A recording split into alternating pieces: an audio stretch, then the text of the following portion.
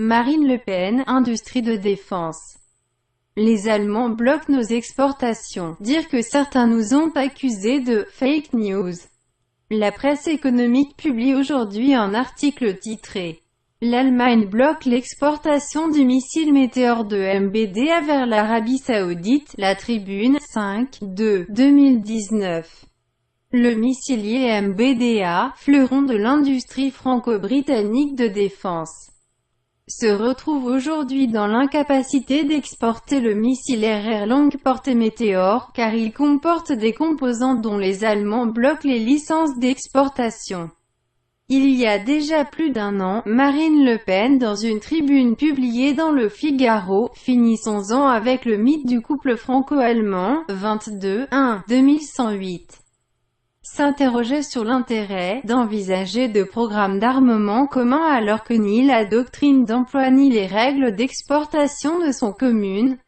Un an plus tard, à l'occasion de la signature du traité d'Aix-la-Chapelle, par Emmanuel Macron et Angela Merkel, elle dénonçait un abandon de souveraineté au profit de l'Allemagne.